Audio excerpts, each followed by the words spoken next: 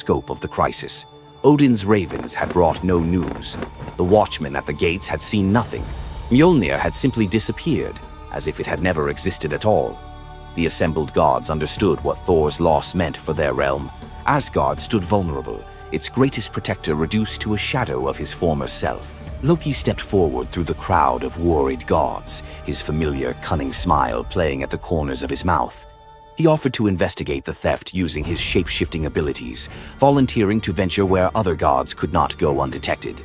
The council accepted his proposal immediately, desperate for any lead in their search. Thor watched his brother prepare for the mission, knowing that Loki's success or failure would determine his own fate. Loki first borrowed Freya's magic feathered coat, allowing him to fly in falcon form to Jotunheim without raising alarms. Each dead end pushed Thor deeper into desperation. He imagined facing his enemies defenseless, their laughter echoing as they realized the thunder god carried no thunder. The trail finally led to the most dangerous territory of all, Jotunheim, the realm of the giants. Loki strode into the council chamber with the confident gait of someone who had solved a mystery, but his expression carried an ominous weight. The giant Thrym, lord of the frost giants, had openly boasted about his theft from his massive throne of ice and stone. He had buried Mjolnir 8 leagues beneath the frozen earth of his realm, thrice deeper than any giant's hall, he claimed, placing it where even Thor's strength would be useless. Thrym had what he thought was a simple demand for the Norse gods. He wanted the beautiful goddess Freya as his bride in exchange for the hammer's return. The giant had fixated on her legendary beauty and grace, convinced that possessing both Mjolnir and the goddess of love would make him the most powerful being in all the 9 realms. His arrogance knew no bounds as he described his elaborate wedding plans to Loki, speaking of golden halls and feasts that would last for weeks. Thrym believed the gods had no choice but to accept his terms. When Loki spoke to the council about Thrym's demand, the council fell silent. Freya's reaction shattered the tense quiet that followed Loki's report, causing her rage to break the Brysinger necklace, its gems scattering across the floor in glittering fragments. She declared she would rather throw herself into the deepest ocean than marry the frost giant who dared make such a demand. The gods found themselves trapped in an impossible situation. They could sacrifice one of their most beloved goddesses to a giant's lust, or they could leave Thor permanently weakened and Asgard vulnerable to every enemy that prowled the borders. The council erupted in frantic debate. Some suggested launching a full assault on Jotunheim, but Thrym's fortress was impregnable and his army vast. Others proposed trickery or negotiation, but every path led to either devastating war or humiliating surrender. Heimdall, the far-seeing guardian who watched over the Rainbow Bridge, had remained silent throughout the heated discussions.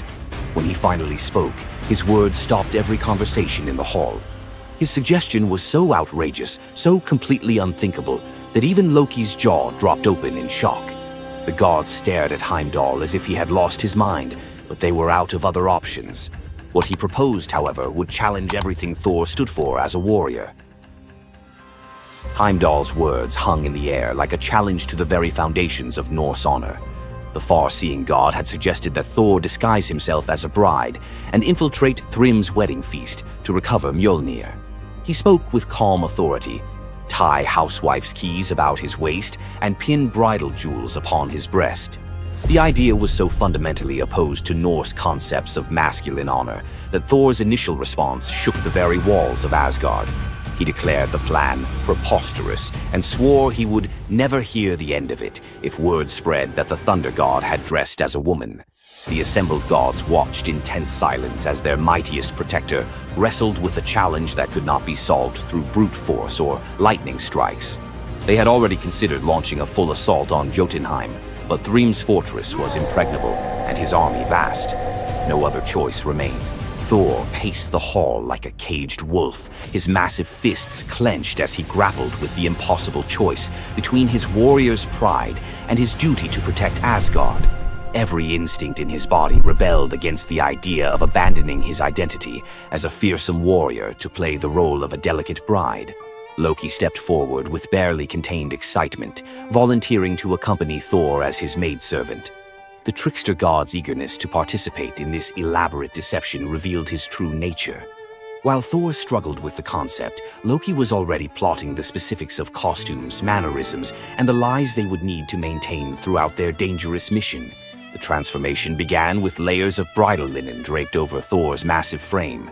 Servants brought forth delicate jewelry, housewives' keys that symbolized domestic authority, and a dainty hood for his head. Finally came the precious necklace of Brisingar. Each item added to the disguise felt like another blow to Thor's warrior identity. When he finally looked at his reflection, the god of thunder saw an unconvincing bride staring back at him. Thor finally accepted the plan because no alternative existed. The unlikely pair prepared to set off for enemy territory, where their deception would face its ultimate test among giants, eager to celebrate their lord's triumph. The great hall of Thrym's fortress buzzed with excitement as giants gathered to witness their lord's marriage to the most beautiful goddess in all the 9 realms. Thor sat at the high table in his bridal disguise, surrounded by massive frost giants who raised their drinking horns in celebration. The feast spread before them displayed the giants' wealth and power. Roasted oxen filled enormous platters, fresh salmon gleamed on silver dishes, and barrels of mead stood ready to fuel the night's festivities. Thor's legendary appetite struck like a thunderbolt. He polished off an ox and ate whole salmon in moments, tearing through the meat as if he hadn't eaten in weeks. 3 measures of mead vanished as quickly as if someone had poured them into a bottomless pit. The assembled giants watched in stunned silence as the delicate bride consumed more food than most warriors could handle. Thrym's eyes narrowed with growing suspicion. This goddess ate like a battle-hardened warrior, returning from a long campaign, not like the refined Freya he expected to marry. Loki stepped forward with the smooth confidence of a master storyteller. He spun a tale about Freya's 8-day fast in eager anticipation of reaching Jotunheim and marrying the mighty Thrym. The explanation painted a picture of a lovesick goddess, so excited about her wedding that she had refused all food during her journey. The giants nodded in understanding, their suspicions melting away as they accepted this romantic explanation. Thrym felt honored by such devotion and relaxed completely, his doubts vanishing. Beneath his bridal veil, Thor's rage simmered like molten metal ready to explode. Every moment at the feast brought new challenges as he struggled to maintain feminine mannerisms while surrounded by his enemies. His massive hands shook with barely controlled fury as he watched the giants celebrate what they believed was their victory over Asgard. The critical moment finally arrived. Thrym commanded his servants to bring Mjolnir forth, the very moment Thor had trained his eyes on since dawn. The servants placed the legendary weapon before the disguised bride as part of the traditional ceremony. Thor's fingers closed around Mjolnir's familiar handle, and lightning immediately crackled through the hall. He ripped away his bridal veil and roared his true identity to the shocked giants. Thrym's eyes widened in terror as he realized the bride he had been celebrating was actually the god of thunder himself. Thor swung Mjolnir, killing Thrym instantly after crushing his skull with Mjolnir, then turned on the assembled giants, and even the pleading giantess met Mjolnir's crack before the hall fell silent. The theft that had begun with arrogance ended in complete destruction. This tale reveals how even the mightiest heroes must sometimes sacrifice their pride to protect what matters most. Back in Asgard, the Aesir never spoke of the bearded bride again, though a few still hide a smirk when Thor raises Mjolnir. And we end this story with a very valuable lesson. Never steal Thor's hammer. And if you're going to, don't make him dress like a woman.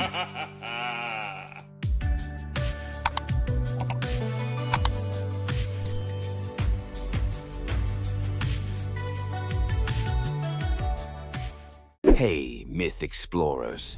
Ready to wander off the beaten mythological path? You know Zeus's thunderbolts and Hercules' labors.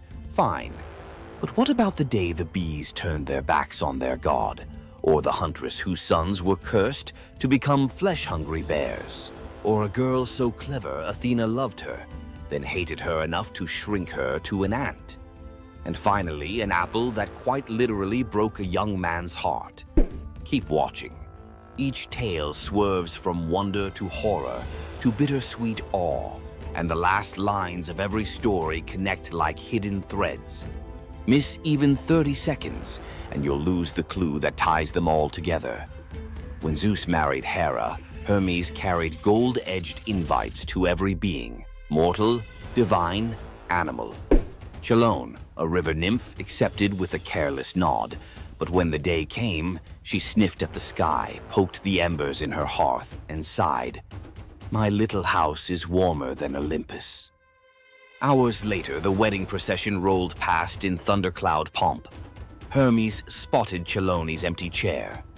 Rage ignited in his silver sandals. He swooped down, seized the entire cottage, roof, pillars, walls, Chelone still clutching a teacup inside. One spell later, cottage and nymph fused into a single creature, shell on the back, head poked out, doomed to crawl forever carrying the home she wouldn't abandon. The first tortoise. Locals swear that on spring evenings, if you kneel by a brook and whisper, "Leaving soon?" any tortoise nearby will retreat into its shell, tiny echo of a goddess-scorned recluse. Long before "Save the Bees" was a slogan, there was Aristaeus, demigod shepherd, inventor of cheese, olive oil, and above all, beekeeping. People swore the hum of his hives kept sickness out of the valley. Then one midsummer dawn, every bee lay motionless, wings stiff as parchment. The air that once thrummed with life sat dead and silent. The villagers called it the funeral of the bees. Desperate, Aristaeus trekked through reeds to consult Proteus, the shape-shifting sea prophet. Proteus, half seal, half seer, spat seawater and hissed, "The nymphs of the meadows curse you for the part you played in Eurydice's death. Mourn in their tongue, blood, smoke, and remembrance. The penance? 4 pure bulls and 4 unblemished heifers sacrificed at a spring, their carcasses left to rot beneath the sun. An act so revolting only the gods could read its poetry." Aristaeus obeyed, mouth clamped against nausea. On the third sunrise, he returned. From one bull's ribcage poured a golden cloud, brand new bees born from death itself, swirling like incense into the sky. The message was brutal but clear. Regeneration demands sacrifice.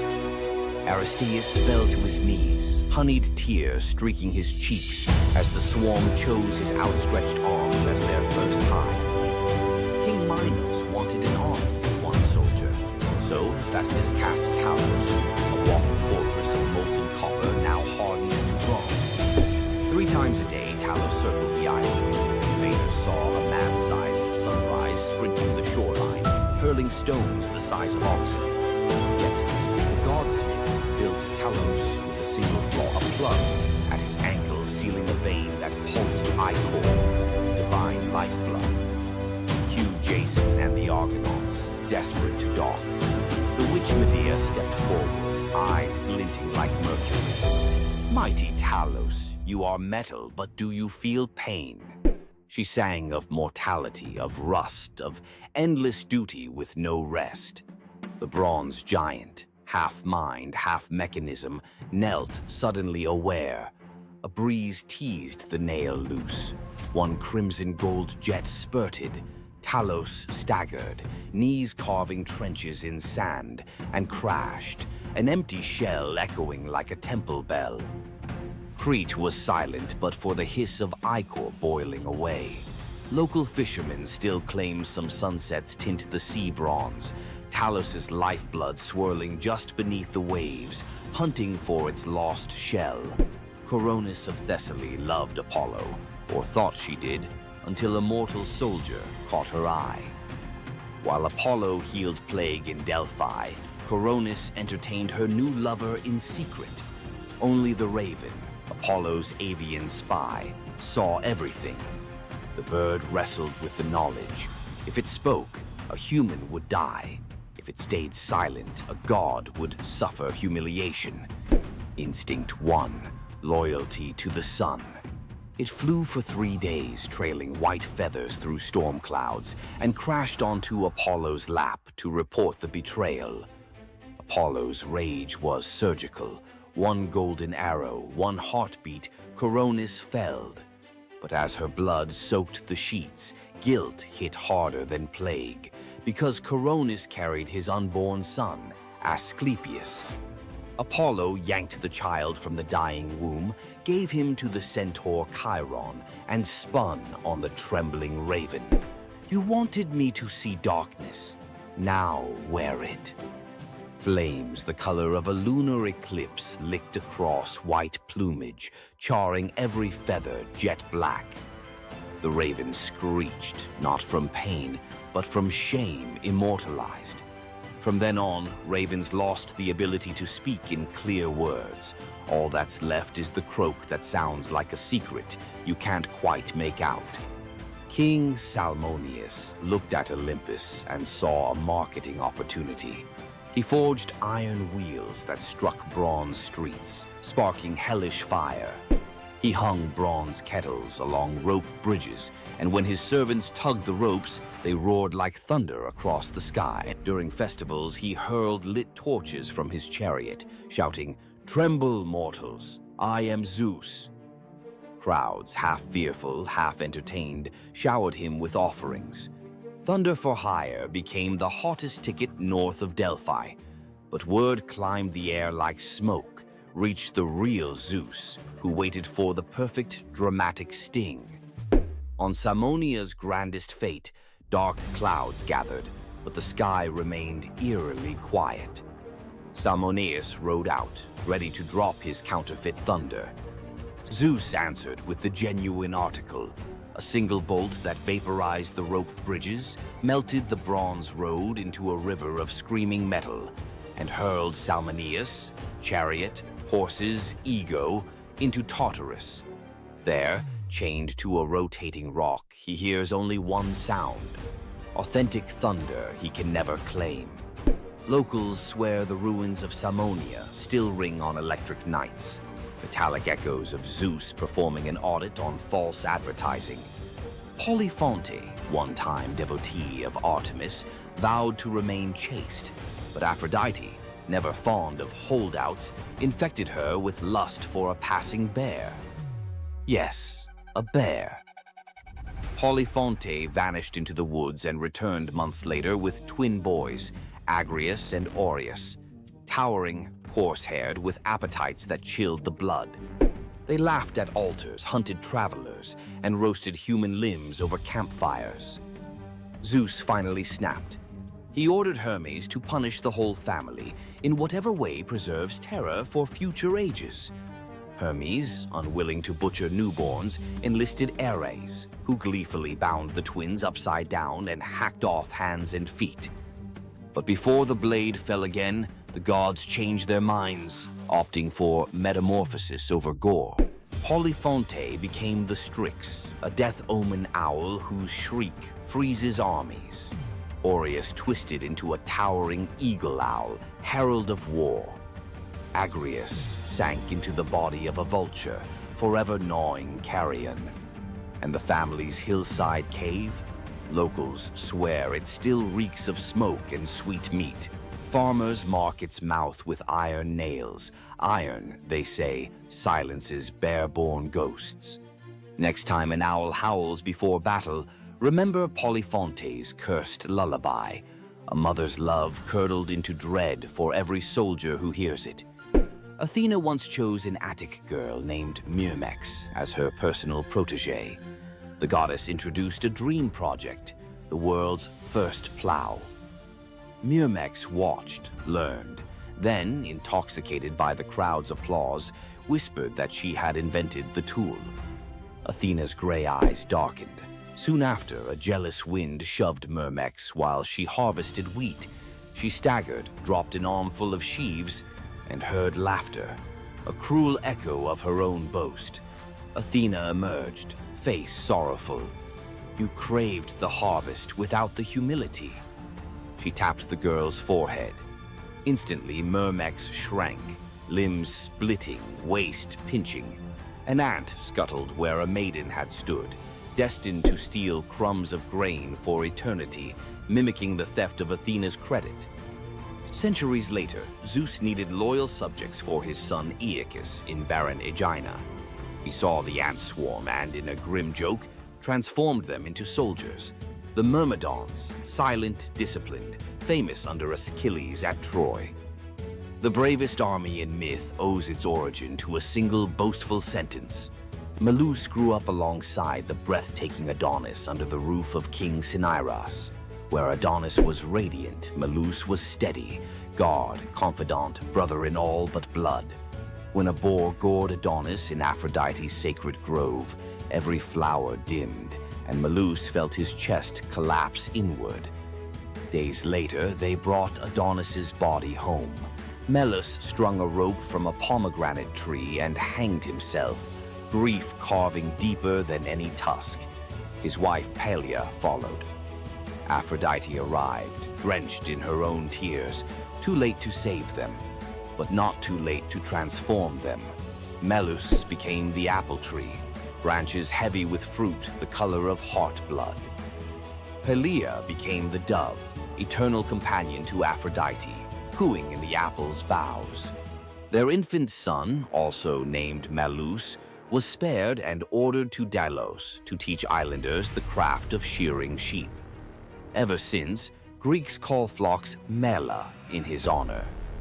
Legend says when an apple falls perfectly into a lover's open palm, Medusa is granting a fragment of his devotion, a reminder that love can be both sweet and lethal. Every crunch echoes a heartbreak older than history. Careful who you offer an apple to. Aphrodite might just be listening. Which boundary breaker freaked you out most? Drop your vote below. Smash like if you'll think twice before faking thunder. Subscribe for Forgotten Monsters next week and ring the bell. Unlike Melinoe, notifications haunt only by day. See you in the echoes. Tonight you'll meet the nymph whose beauty made Hades plant a forest in her image, a lover who weaponized an apple to hack a goddess's marriage laws, a king who may have raised the dragon that ate his island, a prophet who lived 7 years as each sex and paid with his eyes, and a royal couple whose wrecked ship still calms the winter seas. 5 deep-cut myths, none repeated from previous episodes. Stick around. The last scene explains why every item you just saw is really the same warning. Luce, daughter of Oceanus, shimmered like morning on still water.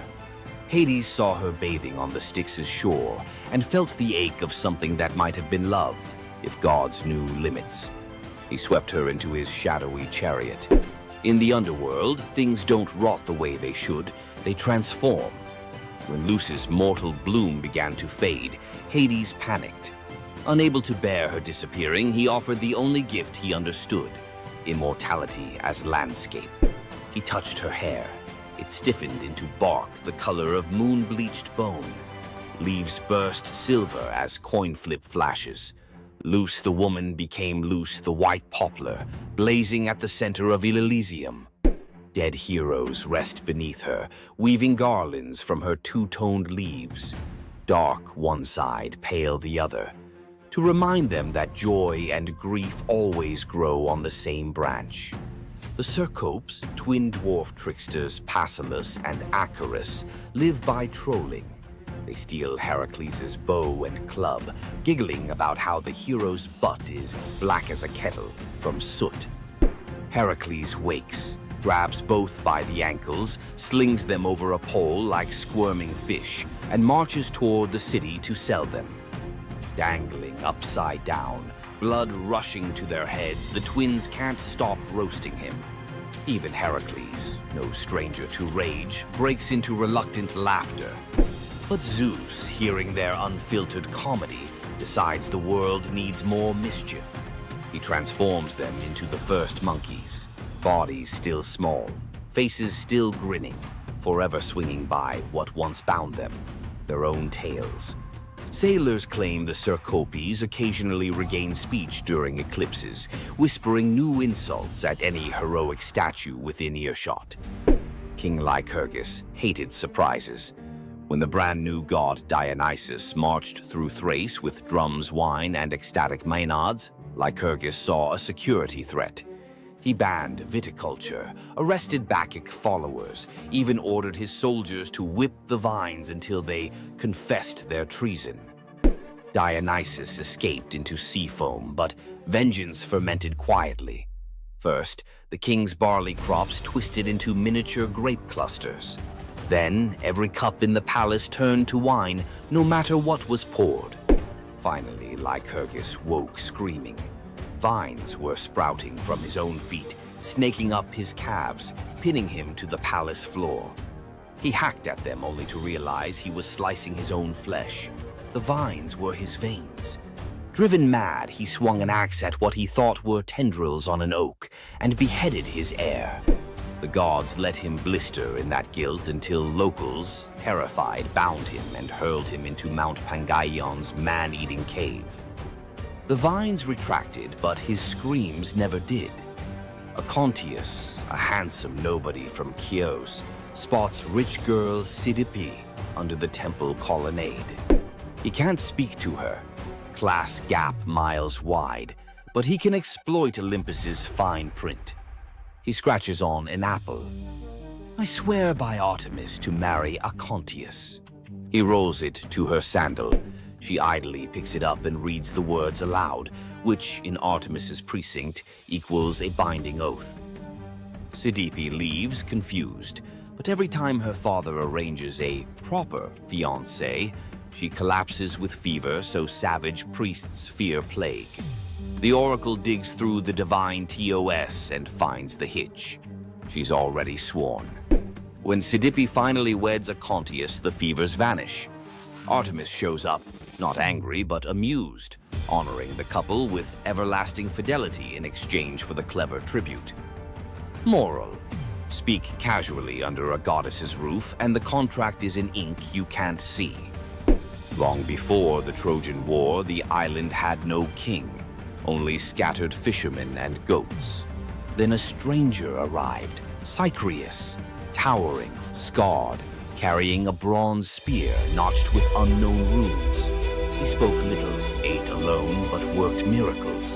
He dug cisterns where springs burst overnight, charmed a wild stallion into kneeling, and once, locals swear, stood barefoot in a ring of fire to prove courage to the storm god. By year's end, the islanders begged him to rule. They didn't know he walked with a secret. He dreamt every night of fire-scaled dragons devouring his childhood village, and woke with soot under his nails, though no hearth burned nearby. Months after his coronation, goats began disappearing. Nets came up shredded as if bitten by iron teeth. One dusk, a shepherd stumbled into the agora, eyes wide, clutching a bronze scale the size of a dinner plate, edges smoking. He'd found it at the mouth of a cave where the mountain met the sea.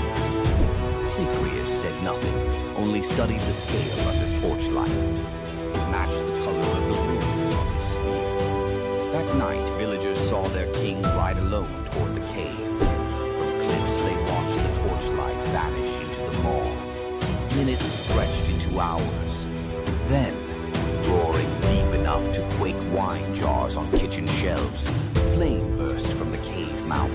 Shadows of two giants, one man, one serpent, wrestled on the cave wall like monstrous puppet theater. At dawn, silence. Cycreus emerged, armor warped, spearhead glowing red. Behind him dragged the colossal corpse of a sea dragon, neck twisted, fangs snapped, eyes like boiled copper. The island erupted in praise. They crowned him with laurel and called him Draken Soter, dragon savior.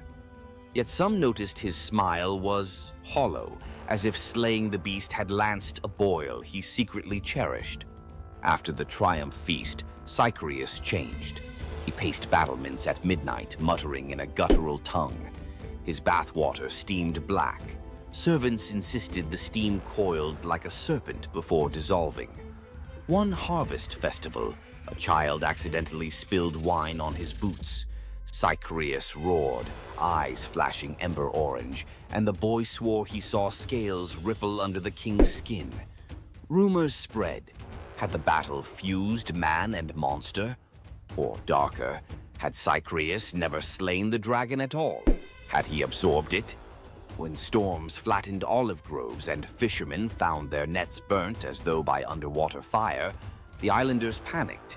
They begged Eurystheus of Athens to intervene. The hero sailed with 50 hoplites, each carrying asbestos-soaked nets and mirrored shields to confuse reptilian eyes. But at the gate they met not a beast, only their king, bare-chested, spear discarded, arms raised. Cycreus confessed the dragon's fury had leaked into him.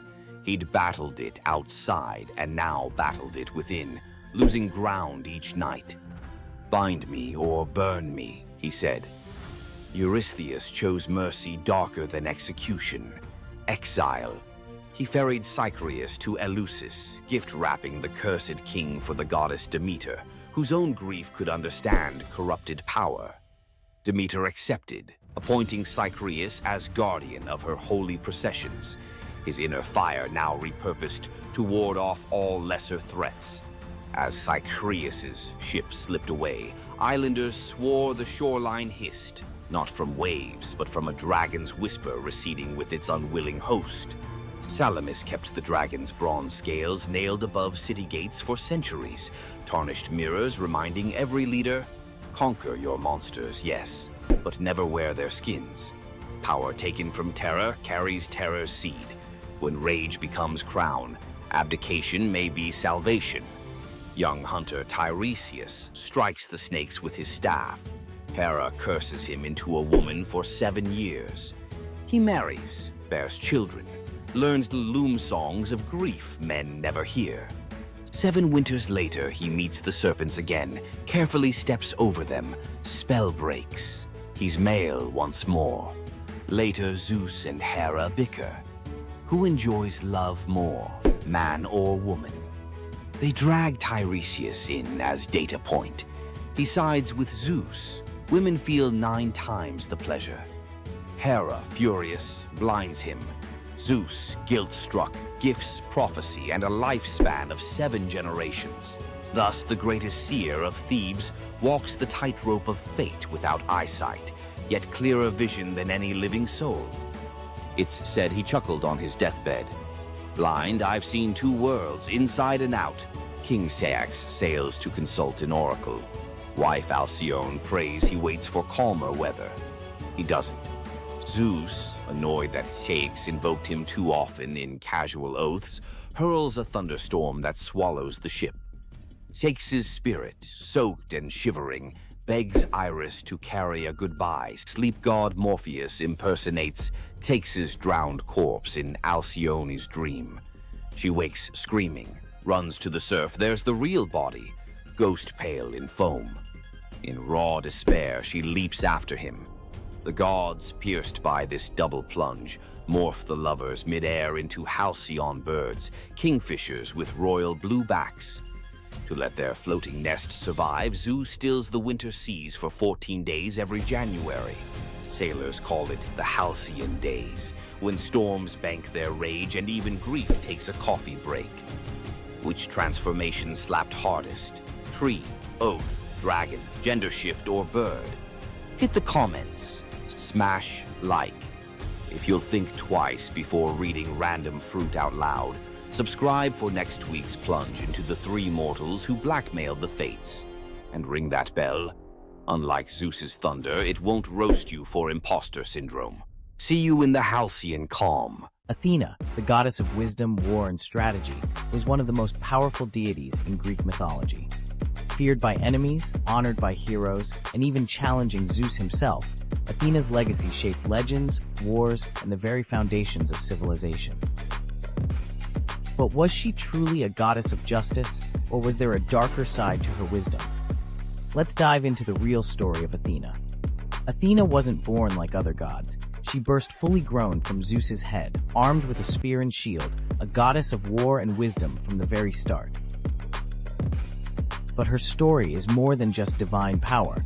It's one of strategy, conflict, and influence that shaped the Greek world. The protector of heroes, Athena wasn't just a warrior. She was a tactician, a guide, and the ultimate ally to heroes. She helped Odysseus outwit the gods, gave Perseus the shield to defeat Medusa, and was the unseen force behind many Greek victories. The battle for Athens, Athena and Poseidon competed for control of the greatest city in Greece. Poseidon offered a mighty ocean, but Athena gave the olive tree, a symbol of wisdom and prosperity. The people chose her gift, and Athens was named in her honor. The merciless judge? Athena may have been wise, but was she just? When Medusa was assaulted in her temple, Athena didn't punish Poseidon, she punished Medusa, turning her into a monster. Later, she created the first court of law, showing her power wasn't just in battle, it was in justice, law, and politics.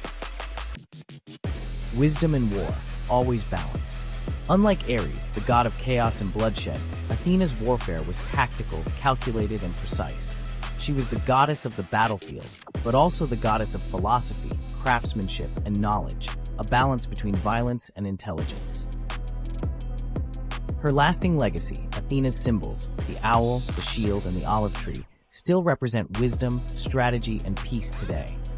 The Parthenon, her great temple, still stands, and her influence can be seen in modern philosophy, war strategy, and even democracy itself. Athena wasn't just a goddess of wisdom, she was a warrior, a ruler, and a force that shaped civilizations. But was she truly wise, or just the ultimate strategist who always got her way? Want more deep dives into legendary gods and goddesses? Subscribe now and uncover the myths and realities of ancient deities. Heroes, monsters, tragedies, you know the drill. Tonight we flip the script. Some little-known tales where wit, nerve, or kindness earn outright miracles. Glass number 1 holds a bronze serpent coiled around a sprig of green, and a boy who literally came back sweeter than honey. Knossos in midsummer smells of rosemary, sea salt, and beeswax. While the court argued harvest taxes, young Glaucus chased a bright blue lizard past the kitchens, through a corridor stacked with amphorae of fermenting honey, and, because small boys fit where gods do not, straight down a ladder into the palace cellars. Down there, the air was syrup thick. Glaucus peered into a half-open jar, hoping to see the lizard's tail. One wobble, a slip, a splash. The honey swallowed his cry, sealed itself like amber, and the cellar went still except for the slow fizz of wild yeast. When the nurse discovered an empty playroom, Minos promised royal exiles, or worse, to anyone who failed to find his heir. Search parties raked the island. An oracle finally muttered, "Here's where sweetness turns to gold, and the color-changing calf is the compass." Everyone stared blankly, except one messenger who remembered a traveling seer rumored to solve riddles the way bards solve rhyme schemes. Polyidus arrived soaked in salt spray and sarcasm. Minos thrust him in front of the palace's miracle calf, white at dawn, tawny by noon, black at dusk. The king demanded an explanation, and his son before sundown. The seer stroked his beard, watched the calf cycle its living palette, and smiled. "The answer is not the hide, but the eyes," he mused. At dawn, the calf watched the white sun. At noon, bronze. At dusk, onyx night. It mirrored what it beheld. So must the prince. "He is hidden where color vanishes," Polyidus concluded, and descended alone into the wine-dark storerooms. Lantern raised, he located the honey amphora, whose surface held no reflections, only silence. He cracked the seal, found Glaucus suspended in golden stillness, lips blue, limbs floating like reeds in amber. When guards hauled boy and jar to the throne room, Minos' relief curdled into fury. "Resurrect him," he ordered, "or you will keep him company." The seer and the honey coffin were locked inside a stone vault. The bar grinded shut. Torches flickered out. The only light came from honey's inner glow. Polyidus knelt, mind racing through every charm he knew. None could reverse 2 hours without breath. A soft hiss cut the darkness. A serpent, scales gold as harvest wheat, slipped under the door. Polyidus, fearing venom, crushed it with a wine jug. Silence returned, briefly.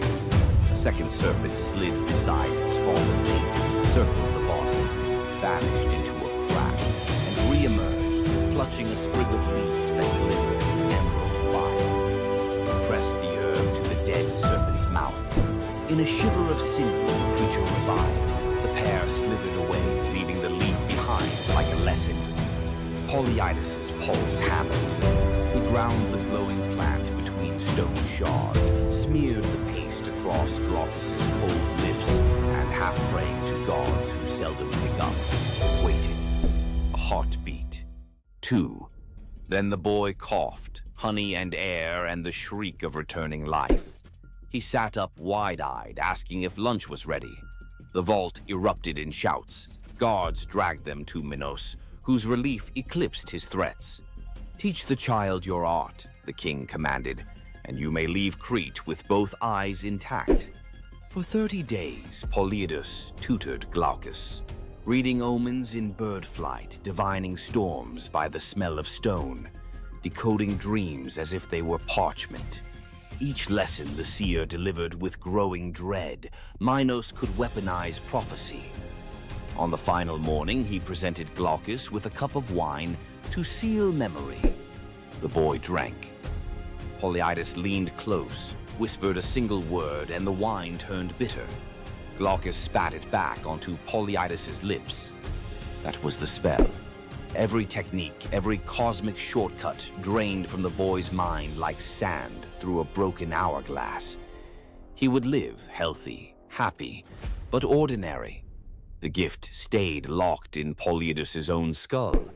The seer departed at sunset, pockets empty except for a few stray violet leaves, the serpent herb.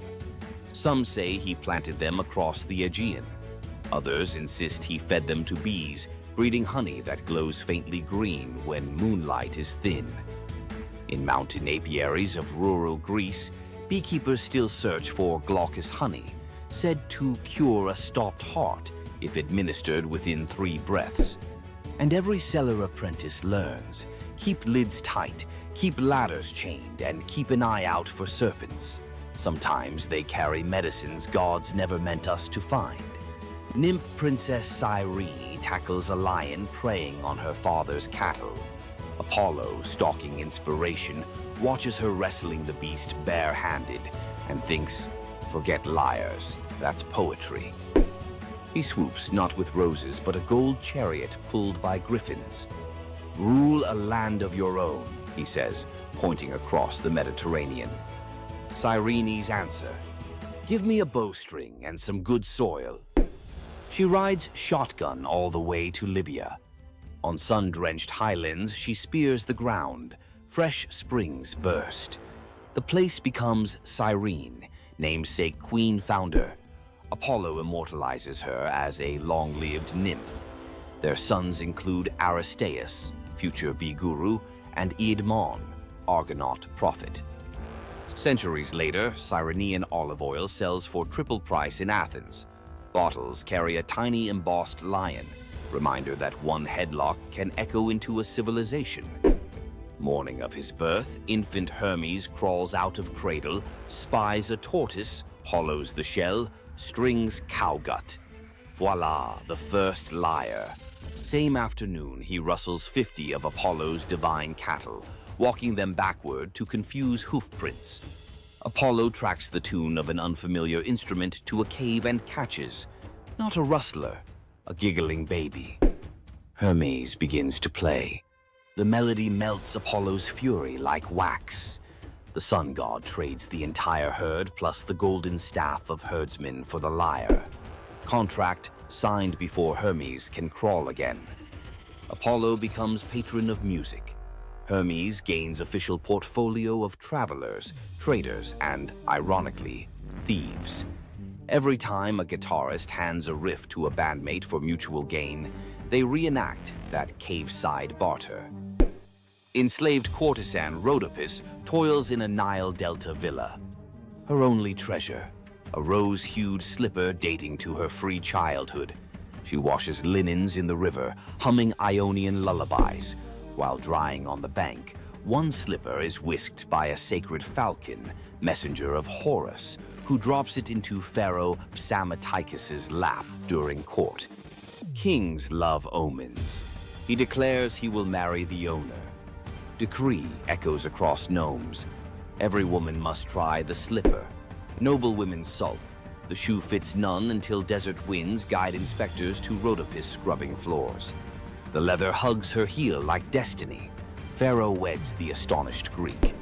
At festivals, Rhodopis releases doves in thanks, tying our dove myth into hers, while storytellers across the Mediterranean seed the earliest Cinderella variant. Tyrrhenian pirates spy a pretty youth on an island. Clueless, it's Dionysus in vacation mode. They abduct him, plotting ransom. Helmsman Acoetes senses trouble but is overruled. Ropes fall off as ivy coils up masts. Sweet wine floods planks. Panthers materialize, purring menace.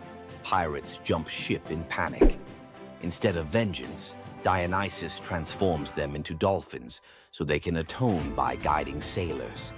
Acoetes receives priesthood and a lifetime ticket to every Bacchic festival. Mediterranean fishermen still toss libations overboard for the merry sailors, believing every dolphin escort is a pirate making cosmic amends. On a Boeotian hillside, twin princes Amphion and Zethus debate destiny. Zethus flexes farm boy muscle, shouting, "Stone walls rise by calloused hands." Amphion replies by tuning a 7-string lyre, a gift Apollo slipped into his cradle. They inherit a dream, rebuild ruined Thebes. Zethus drives oxen and hefts limestone, but progress is glacial. At sundown, Amphion plucks a chord so pure nightingales freeze mid-song. Blocks quiver, lift and float into place. Each note a crane, each chord a pulley. Workers drop their levers and just watch. The wall grows faster than dawn's shadow. Jealous masons challenge him to raise the Cyclopean gate alone. Amphion smiles, strums a rugged minor scale. Boulders lumber across the valley like obedient elephants. Zethus, not to be outdone, times hammer blows to his brother's rhythm. For one glorious hour, hard labor becomes rock ballet. When the ramparts close, citizens cheer both sinew and song. Legends claim every stronghold thereafter leaves a lyre motif somewhere in its masonry, a secret tip of the hat to the prince who taught stones to dance. Modern acoustic engineers still reference the Amphion effect when vibration solves heavy lift problems. Princess Evadne hides an affair with Apollo. During labor, a blaze of violet light floods the barn. Baby Eamus arrives enveloped in wild violets. Fearful, she places him on the riverbank, trusting fate. Weeks later, shepherds follow a bizarre sight. Honeybees moving in arrow formation. They find the infant alive, fed by nectar dripping from the flowers around him. The shepherd who lifts the child hears a voice inside his skull. "Raise me, I'll repay you in answers." At adolescence, Apollo calls Iamus to Olympia's sacred grove. The god lays out 2 golden bowls, memory and forgetting, telling him to sip both. First bowl grants recall of every secret root in earth. Second erases the fear of sharing that knowledge. Iamus founds a bloodline of oracles, famed for perfect attendance records at Delphi and Olympia. Even today, locals say a self-sown violet patch near the Alpheus River blooms out of season before big sporting events, Apollo's subtle wink that a prophecy ticket is about to drop. Young healer Melampus saves 2 baby snakes from a plow blade. Nights later, they slither onto his pillow and lick his ears with herbal-coated tongues. He bolts upright to a cacophony that suddenly makes sense. Sparrows gossip, ants debate tunnel routes, sheep rehearse lullabies. King Proteus's daughters are struck with goat hallucinations, stampeding through Argos. Melampus eavesdrops on an oak tree, chuckling with a raven. A draught of hellebore in river foam will still their frenzy.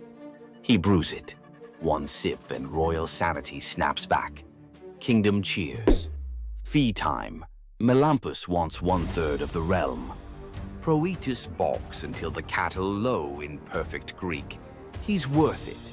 Impossible to refuse a bovine referendum. Territory ceded. For generations, Argive herders prop a wooden ear in new barns, a reminder that real leadership might start with understanding what even a beetle has to say. Priest King Aeneas hosts Dionysus and Apollo at a midsummer feast. In gratitude, the gods bless his three daughters, Oeno, Spermo, Elais, with hand gestures that turn objects into wine, grain, and oil. Years later, the Achaean armada, en route to Troy anchors at Delos, supplies dangerously low. Aeneas offers help. The daughters flick wrists, and the beach is suddenly a farmer's market. Agamemnon plots to kidnap the miracle caterers for a 10-year war buffet. Dionysus intervenes. With a grape leaf touch, he turns the sisters into doves. Free to fly anywhere, grain, oil, and wine are prayers waiting to be answered. Delian festivals still release 3 white doves at dawn over picnic blankets. Fishermen swear the birds guide them to shoals fat with fish. Proof generosity multiplies even after airborne retirement. If you felt the buzz of bees and the rattle in the dark, hit like, subscribe for more long-form myth dives, and ring the bell so the next chapter arrives before the honey seals shut. What would you do if you gave up everything for love, only to be betrayed by the one you trusted most? In the Greek myth of Medea, love led to ultimate revenge, and the consequences were deadly. Let's dive into this tragic tale. Medea, a sorceress of immense power, fell in love with Jason, the leader of the Argonauts, when he came to her homeland seeking help. Medea, who was deeply in love with him, used her magic to aid him in his quest for the Golden Fleece. She betrayed her own family, murdered her brother, and helped Jason achieve his goal, all out of love for him. Once Jason had the fleece, Medea fled with him to Greece, where they started a life together. But as time went on, Jason's love for Medea faded. He decided to marry Glauce, the daughter of Creon, the king of Corinth, in an effort to secure a more powerful position. Medea, heartbroken and furious at the betrayal, decided to exact her revenge. She used her powers to craft a poison so deadly that it would burn Glauce alive when she put on a beautiful dress that Medea had sent her as a gift. But Medea didn't stop there. In her grief and rage, she murdered her own children, Jason's children, to ensure he would suffer the most for his betrayal.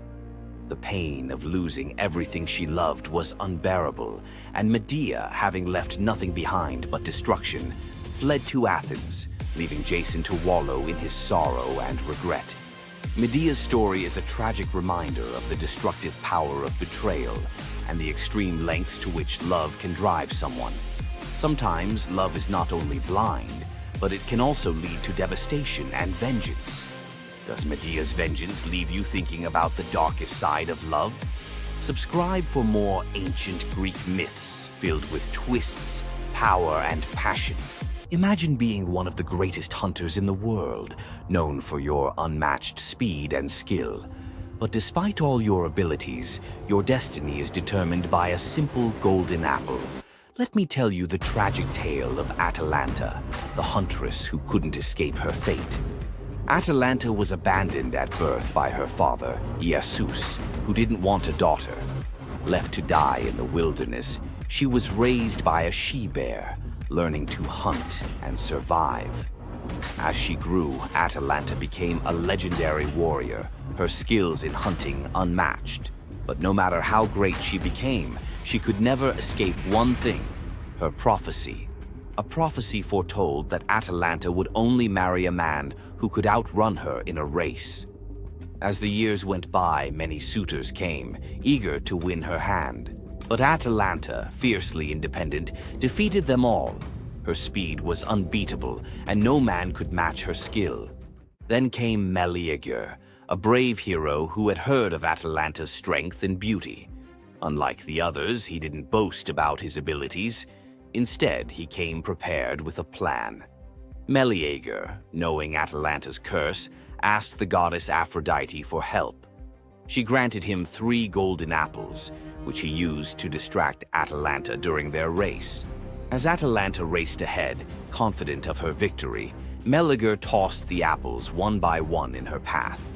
The golden apples were so beautiful, they distracted Atalanta just enough to slow her down. In the end, Meleager won the race, and Atalanta was forced to marry him, despite her reluctance to give up her independence. But the story doesn't end in happiness. Atalanta and Meleager's marriage was plagued with regret. Atalanta, still driven by her need for freedom, felt trapped by the very love she couldn't escape. And in the end, Meleager, whose destiny was also marked by the gods, tragically died before she could ever truly be free. Atalanta's story is a tale of love, fate, and the clash between personal destiny and desire. Despite her unmatched strength and independence, her fate was sealed by love, and her story remains a tragic reminder of how even the most powerful can be brought down by what they cannot control. If Atalanta's bittersweet story of fate and love left you in awe, subscribe for more untold Greek myths and the heroes who shaped the ancient world. You thought fairy tales were magical. Think again. The real origins of these classic tales are disturbing, gruesome, and filled with horror. Many of these stories have been sanitized for modern audiences, but their original versions were filled with betrayal, curses, and brutal consequences. From Pinocchio's horrifying fate to the true story of Bluebeard, let's dive into the darker side of fairy tales that history tried to erase. Fairy tales weren't always about happily ever after. Many of them were cautionary tales, warning of real dangers, human cruelty, and supernatural horrors. 1. The original Pinocchio, a gruesome fate. Before Disney made him a lovable puppet, Carlo Collodi's original Pinocchio was a terrifying little troublemaker. Instead of learning his lesson, he was hanged from a tree by a group of bandits, left to suffocate as a punishment for his misdeeds. 2. Bluebeard, the serial killer's tale. Bluebeard was not a misunderstood nobleman. He was a full-blown serial killer. In Charles Perrault's version, Bluebeard marries multiple women and forbids them from entering one locked room. When his latest wife disobeys, she discovers the corpses of his past wives hanging from hooks. He nearly kills her too, but she's saved at the last second by her brothers. Some believe this gruesome tale was inspired by real-life figures like Gilles de Rais, a nobleman convicted of horrific crimes. 3. The Pied Piper, a tale of mass disappearance. The Pied Piper of Hamelin was not just about a man who played music to lead away rats. He also took the children. In some versions, the town refuses to pay him for his services, so he takes revenge by luring all of their children into a cave, where they are never seen again. Historians believe this could be based on a real event, where an entire group of children from Hamelin mysteriously vanished in the Middle Ages. 4. Rumpelstiltskin, a vengeful trickster. In the original versions of Rumpelstiltskin, when the young queen guesses his name, he doesn't just leave. He flies into a rage so intense that he tears himself in half. In some versions, he stomps on the ground in fury, falling into a pit and disappearing forever. His obsession with taking the queen's child has led some to believe he wasn't just a trickster, but something far darker. 5. The Robber Bridegroom, a wedding night nightmare. This lesser-known grim tale tells the story of a young woman forced to marry a wealthy man. Suspicious of her husband-to-be, she follows him to his home, only to discover that he and his band of robbers murder and eat women. She watches in horror as they butcher a young girl, cutting her into pieces. Luckily, she escapes and exposes them, leading to their execution. 6. The Juniper Tree, a tale of cannibalism and revenge. One of the most horrifying grim fairy tales, The Juniper Tree tells of a stepmother who decapitates her stepson, cooks his body, and feeds it to his unsuspecting father. The boy's sister buries his bones under a juniper tree, and from the tree the boy returns as a vengeful spirit, transforming into a bird and dropping a millstone on his stepmother, crushing her to death. 7. The Girl Without Hands, a story of betrayal and survival. In this disturbing fairy tale, a poor man accidentally sells his daughter to the devil in exchange for wealth. When she resists the devil's temptations, her own father chops off her hands to fulfill the bargain. Eventually, she escapes, gains magical silver hands, and finds a happier fate, but not before enduring unimaginable suffering. Why were these stories so disturbing? Fairy tales weren't just for children. They were warnings, morality lessons, and sometimes outright horror stories meant to instill fear and obedience. Over time, many of them were altered, softened, or rewritten to make them more acceptable. Which of these dark fairy tales shocked you the most? Want to uncover more forgotten stories and chilling legends? Subscribe now and dive into the forgotten history of fairy tales. What makes Zeus, the mighty king of the Greek gods, one of the most fascinating figures in mythology? Is it his unparalleled power over the skies, his cunning strategies, or the sheer drama of his endless affairs? While his tales are legendary, there's one story that stands out: the epic battle that earned Zeus his throne, the Titanomachy. This isn't just a story of a god's rise to power, it's a tale of rebellion, alliances, betrayal, and the ultimate struggle between two generations of divine beings. Stay with us as we dive into the myth of the Titanomachy, Zeus's role in overthrowing the Titans, and the secrets that shaped his reign. Before Zeus became the king of the gods, his father, Cronus, ruled the cosmos. Cronus was the youngest of the Titans, a race of primordial deities born of Uranus, the sky, and Gaia, the earth. The Titans were immensely powerful, but also deeply flawed. Cronus had gained power by overthrowing his own father, Uranus, in a brutal act of betrayal. But just as Cronus had betrayed his father, a prophecy loomed over him, warning that one of his own children would overthrow him. To prevent this, Cronus took a horrifying precaution. He swallowed each of his children as they were born, imprisoning them in his stomach for eternity. But Gaia, the ever-watchful mother of the gods, wasn't about to let this happen again. When Rhea, Cronus's wife, gave birth to Zeus, Gaia devised a plan. Rhea tricked Cronus by handing him a stone wrapped in swaddling clothes, which he swallowed, believing it was his newborn son. Meanwhile, Zeus was spirited away to a hidden cave on the island of Crete, where he was raised in secret. Zeus grew up under the care of nymphs and a goat named Amalthea, who nourished him with her milk. As he matured, Zeus learned of his father's tyranny and vowed to free his siblings and challenge Cronus's rule. Zeus couldn't take on Cronus and the Titans alone. He needed allies. His first move was to rescue his siblings trapped inside Cronus. With the help of the goddess Metis, Zeus tricked Cronus into drinking a potion that caused him to vomit up his children: Hestia, Demeter, Hera, Hades, and Poseidon, fully grown and ready for battle. Now united, the 6 Olympian siblings declared war on Cronus and the Titans. But the Titans were powerful, and the war, known as the Titanomachy, would rage for 10 years with no clear victor. Realizing they needed an advantage, Zeus turned to the most unlikely of allies, the Hecatonchires and the Cyclopes. These were monstrous children of Gaia and Uranus, imprisoned in Tartarus by Cronus out of fear of their immense power. The Hecatonchires had 100 hands and unparalleled strength, while the Cyclopes were master craftsmen. Zeus descended into Tartarus, defeated its terrifying guardians, and freed these imprisoned beings. In gratitude, the Cyclopes forged weapons for Zeus and his brothers. Zeus received the thunderbolt, Poseidon the trident, and Hades a helmet of invisibility. With these tools and the raw power of the Hekatoncheires, the Olympians finally had the upper hand. The final clash of the Titanomachy was a cosmic spectacle. The Titans, led by Cronus, unleashed their full fury, shaking the very foundations of the universe.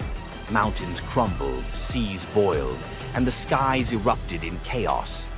But Zeus and his allies were relentless. Zeus hurled his thunderbolts with unerring precision, scorching the battlefield and scattering the Titans' ranks. Poseidon unleashed massive earthquakes, and Hades used his helmet of invisibility to sow confusion among their enemies. The Hekatoncheires proved invaluable, hurling massive boulders with their 100 hands, overwhelming the Titans. One by one, the Titans fell, their immense power no match for the combined might of the Olympians and their allies. Cronus was the last to fall. Zeus struck him down with a thunderbolt so powerful that it split the skies. With Cronus's defeat, the Titanomachy was over.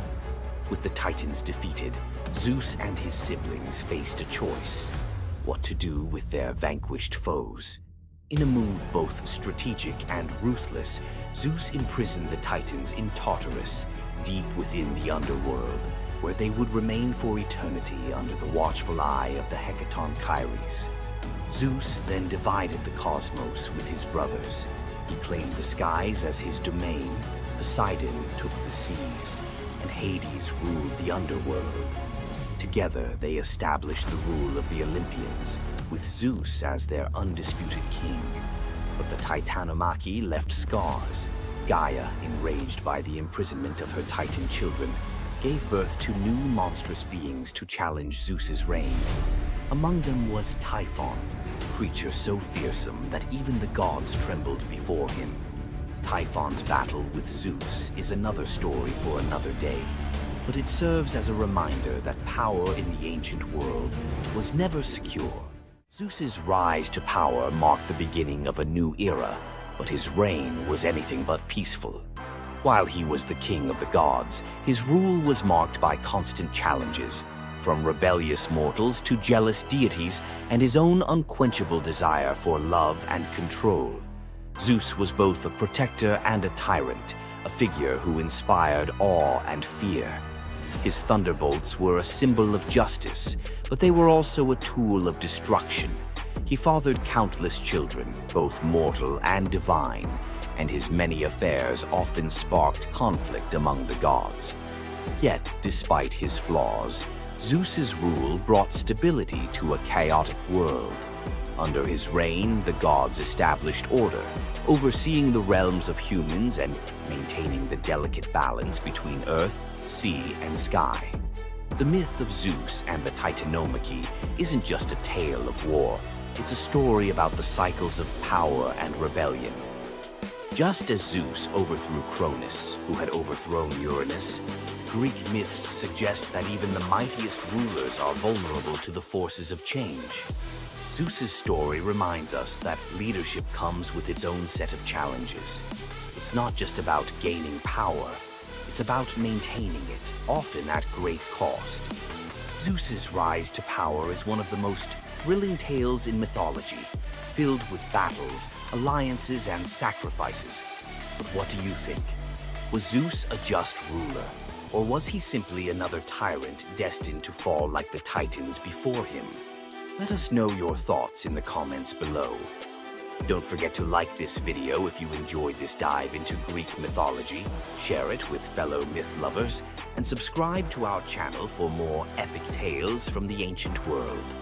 Until next time, remember, the gods may rule from above, but their stories remind us of the struggles we all face below. Welcome back, lore hunters. Tonight I'm unwrapping some myths that slip through the cracks of pop culture, tales so rich you could live in them for weeks. Let the veils fall.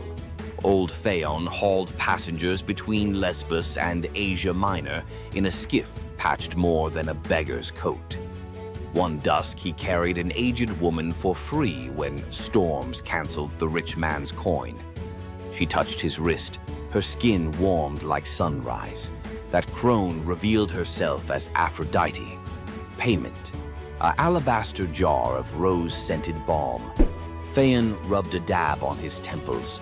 Waves reflected a new face, jaw sharp, curls ink black.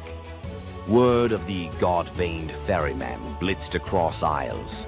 Queens queued for night voyages. Fame fed on humility until none was left. Phaon mocked old lovers, hiked his fares, painted his hull with gold leaf. Aphrodite, hearing temple incense now dedicated to Phaon instead of herself, revisited, this time as a scarred sailor claiming poverty. Rebuked, she cursed the balm to invert every admirer.